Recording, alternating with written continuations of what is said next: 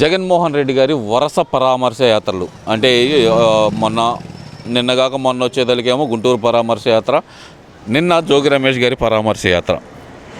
ఈ పరామర్శ యాత్రలు అనాలా, బల ప్రదర్శన యాత్రలు అనాలా, లేదంటే నిజంగానే ప్రభుత్వం మీద వ్యతిరేకతతోటి, జంగిల్ రాజు మీద వ్యతిరేకతతోటి ఏదైతే జగన్మోహన్ రెడ్డి గారు చెబుతున్నారో ఈ జంగిల్ రాజు మీద వ్యతిరేకతతోటి ప్రజలే స్వచ్ఛందంగా వస్తున్నారు అనుకోవాలంటారా? ఆంధ్రప్రదేశ్ నమస్కారం. ప్రజలు స్వచ్ఛందంగా వచ్చేంత పద్ధతిగా మాజీ వైసీపీగా వాళ్ళు ఏం లేరండి. వాళ్ళ మాటలే తెలుస్తూ ఉంది. ఇప్పుడు నోటితో మాట్లాడి నొసలు ఎక్కిస్తాను, కనీసం నోటితో మాట్లాడి డైరెక్ట్గా లైవ్లో చూస్తున్నారు జనం. తప్పు చేసిన వ్యక్తికి సపోర్టు చేస్తున్నాడు తప్ప జగన్ అనే అతను మంచిగా మాట్లాడిన వాడికి, మంచి పరిపాలన చేస్తున్న వాళ్ళకి, మంచి నాటకాల వాడికి ఎప్పుడన్నా వచ్చాడా? ఎక్కడి నుంచైనా వచ్చి పరామర్శం చేశాడా? గంజాయికి వస్తాడు, దోపిడీకి వస్తాడు, వాళ్ళోడు దోపిడీ చేసి వస్తాడు, వాళ్ళోడు నోరు కోరకుండా మాట్లాడుతూ వస్తాడు సపోర్టు. వచ్చినప్పుడు మంచి చెడు డివైడ్ ఏమి ఉండదు. వాళ్ళోడైతే సార్ కవర్ చేసుకోవడానికి మాట్లాడతాడు. అట్లా మాట్లాడి లేనిపోయింది ఉన్న 4 సీట్లు కూడా పోగొట్టుకోవడం తప్ప, 11 సీట్లు కూడా పోగొట్టుకోవడం తప్ప ఏమీ లేదు.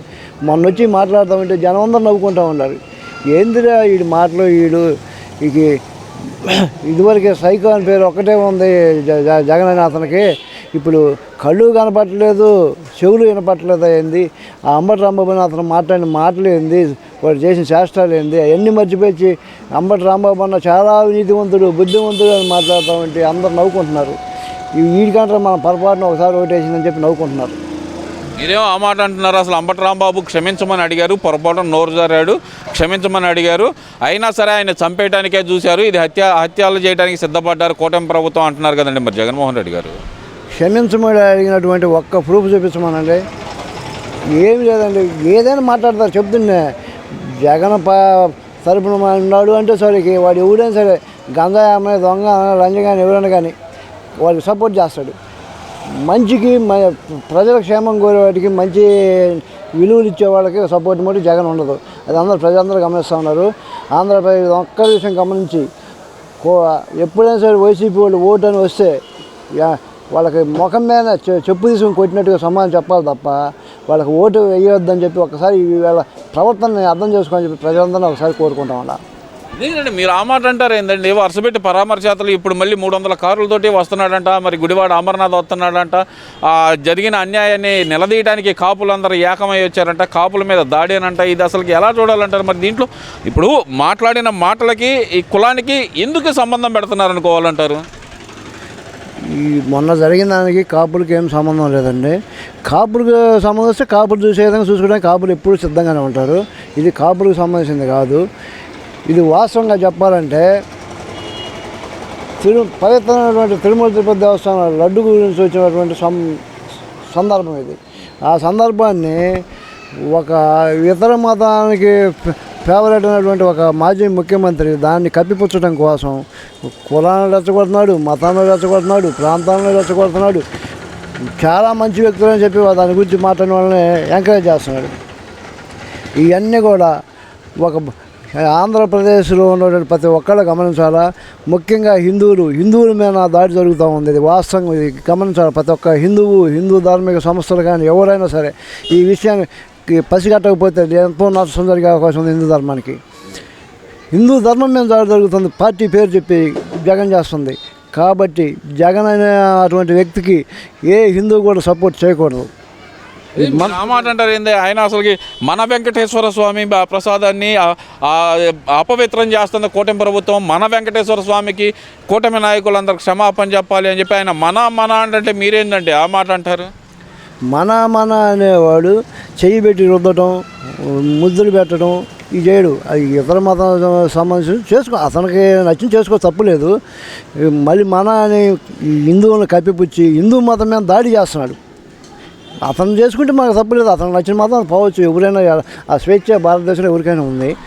కానీ మన హిందూ మతం మీద హిందువుల్ని ప్రపంచ స్థాయిలో పేరు తెచ్చుకున్నటువంటి ఒక దేవస్థానాన్ని మీద దాడి చేస్తున్నాడు.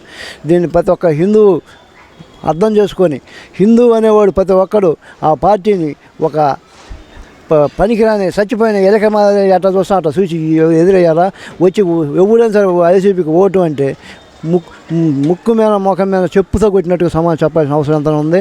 ఈ విషయాన్ని ప్రతి ఒక్క హిందువు గుర్తు తెలుసుకోవాల్సిన అవసరం అని చెప్పి సందర్భంగా తెలియజేస్తాం. అంటే మీరు ఆ మాట అంటున్నారండి. నిన్న రోజా గారు వచ్చారు, రోజా గారు వచ్చేసేమో అసలు అంబటి గారు అమాయకులు అనే మాట అయితే అంటుంది కదండి. మరి ఆమె చెప్తుంటున్నా అంబటి అమాయకులు అమాయకులు అంబటి ఏమో రండ్రా నా కొడకలారా రండ్రా నా కొడకలారా అని కేకేస్తామంటే ఎవడు ఆగుతాడండి. ఉరుకు రక్తంలో వచ్చారు కొట్టారు బాగానే ఉంది.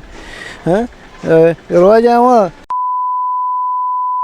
మరి దానికి చాలామంది వెనకాడారు, కానీ వైసీపీ కూడా వైసీపీని మర్చిపోలేకపోతున్నామా? అది కాదండి, ఏదైనా కానీ బాగా చేస్తేనే ఆమెకు ఆనందంగా ఉంది. ఇవన్నీ ఓకే అండి, ఇవన్నీ ఓకే. అదే కనుక మేము అధికారంలో ఉన్నప్పుడు ఇలా చేస్తే కనుక తెలుగుదేశం పార్టీ నాయకుల్లో ఒక్కళ్ళు కూడా బతికుండేవాళ్ళు కాదు అంటూ ఆమె చేసిన వ్యాఖ్యలు అయితే కనుక కొంచెం ఏదైతే కనుక రెచ్చగొట్టే వ్యాఖ్యలు అయితే చేస్తున్నారు. అది గుంటూరు వేదికగా కూర్చొని ఎలా చూడాలంటారు? ఇంకా గొడవలను పెంచడానికి అనుకోవాలంటారు. ఇది ఇవాళ ప్రతి ఒక్కరు కూడా కాస్త కొంచెం చదువుకో ఉన్నారు. వీళ్ళు కులాన్ని రెచ్చగొట్టి ప్రాంతాలను రెచ్చగొట్టి ఏదో రెచ్చగొట్టి చేయడానికి అంత అమాయకంగా ప్రజలేం లేరు. ఆలోచించారు. ఏదో ఒక్కసారి మా నాన్న చచ్చిపోయాడు, మా బాబాయ్ చచ్చిపోయాడు, మా బాబాయ్ గొడవలు చేసుకుపోయి చంద్రబాబు చేతిలో పెట్టాను ఏదో చెప్పరా అని మా అబద్ధాలన్నీ చెప్పి ఏదో ముద్దులు పెట్టి ఏదో చేసి ఒక్కసారి ఏదైనా పని వైఎస్ కొడుకులని ఒక్కసారి అవకాశం అడుగుతున్నారు, ఇచ్చారు. ఒక్కసారి ఇచ్చినందుకు వెనకటి రోజుల్లో శాస్త్రం ఉండేది, కనకపు సింహాసనం సునకం కూర్చోబెట్టే చండాలం చేసిందని అట్లా చేసి వదిలిపెట్టారు రాష్ట్రాన్ని. అంతకాడికి ఘోరంగా చేశారు. చూశారు ఇక ఆ సునకాన్ని కనకపు సింహాసనం పరిదాపులో కూడా రాకుండా తర్వాత అది ఇటు చూసినా కూడా చండాలం కంపెనీ అన్నట్టుగా ప్రజలు నిర్ణయించుకున్నారు. అది అందరికి అర్థమైపోయింది. ఇంకా కొంతమంది ఉంటారు, ఎందుకంటే ఆ సునకాలకు సంబంధించిన వాసనలు ఆ అభిమానులు కొంతమంది ఉంటారు, అసలు లేకుండా ఉండరు. వాళ్ళు వాళ్ళు పెద్ద లెక్కలోకి రారు. ఇక అయిపోయింది, అతను చాప్టర్ అయిపోయింది. జగనన్న కోసం ప్రాణాలు ఇవ్వడానికి సిద్ధంగా ఉన్నాం మేము, అవసరమైతే ప్రాణాలు తీయడానికి సిద్ధంగా ఉన్నాం అంటూ ఆర్కే రోజా గారు మాట్లాడుతున్నారు కదా. మరి ఆమె జగనన్న కోసం ఏమైనా ఇచ్చింది, ఆమె అసలు వెనకాడే ప్రసక్తే లేదు. ఎందుకంటే ఆమెకు బాగా నమ్మకంగా అట్లా చేయమంటే అట్లా చేసి ఆనంద పెట్టినాడు కదా వైసీపీ పార్టీ కానీ జగన్ కానీ. ఆమె ఒటికి కరెక్టే, కానీ సత్యమ ఆంధ్ర ప్రజల మటుకు ఎవరు కూడా చేదలుచుకుంటూ ఉండాలని చెప్పి సందర్భంగా తెలియజేస్తాను. అంటే ఇక్కడ చంద్రబాబు నాయుడు గారు కాపుల్ని బీసీలని అనగదొక్కడానికి చూస్తున్నారు రాజకీయంగా అనేది ఒక పాయింట్ అయితే కనుక జగన్మోహన్ రెడ్డి గారు జనాల్లోకి తీసుకెళ్తున్నారు. మరి ఆ పాయింట్ని ఎలా చూడాలంటారు? ఆ మాట అనడానికి సిగ్గు శరం ఉండాలి జగన్కి. చంద్రబాబు గారు గత ప్రభుత్వంలో కేంద్ర గవర్నమెంట్ ఇచ్చిన 10% రిజర్వేషన్ కాపులకి 5% ఇస్తానంటే పాదయాత్రలో ఏం చెప్పాడు? అతనికి సిగ్గు లేదేమో, మర్చిపోయాడేమో, గుర్తు లేదేమో. కాపులందరికీ సిగ్గు ఉందో గుర్తుందో మర్చిపోవాలా. 5% రిజర్వేషన్ నేను అన్నాడు, కాపులకి ఏదో చేస్తా అన్నాడు. ఏం చేశాడు? ఇట్లా అంబటి రాంబాబు మందమతి అందరినీ నలుగురిని ఎగ్గట్టుకొని కాపులకి న్యాయం ఏం చేశా? కాపులకి ఏమన్నా కార్పొరేషన్ ద్వారా ఏమన్నా కాపులకి ఏమన్నా రుణాలు ఇవ్వగలి కదా? ఏ కార్పొరేషన్ అసలు ఎస్సీ కార్పొరేషన్కి ఏమైనా ఇచ్చావా? బీసీ కార్పొరేషన్కి ఏమి ఇచ్చావా? అసలు కార్పొరేషన్లన్నీ ఎత్తేసి చేయలేని ద్రోహం అంతా నువ్వు చేసి అన్ని వర్గాలకి. ఇంకా ప్రజలు కాపులు అంటే కాపులకి ఏ గవర్నమెంట్ వచ్చినా ఫేవర్గా ఉంటుంది. ఒక జగన్ అనేది కరెక్ట్గా చెప్పాడు ముఖం మీద. ఇక ఈ అంబటి రాంబాబు మందమతి వాళ్ళకి సిగ్గు చేయడం లేక వాడికి సపోర్ట్ చేశారు. కానీ నేను ఇయ్యను అన్నాడు. 5% కేంద్ర గవర్నమెంట్ ఇచ్చినటువంటి రిజర్వేషన్ 5% ఇస్తాను చంద్రబాబు గారు చెప్తే నేను ఈయన అన్నాడు. ఇంకా కాపులైన వాళ్ళు ఎవరు కూడా ఆ పార్టీకి సపోర్ట్ చేయకూడదు, చేశారంటే వాళ్ళకి ఇంగిత జ్ఞానం లేదని చెప్పి అనుకోవటమే.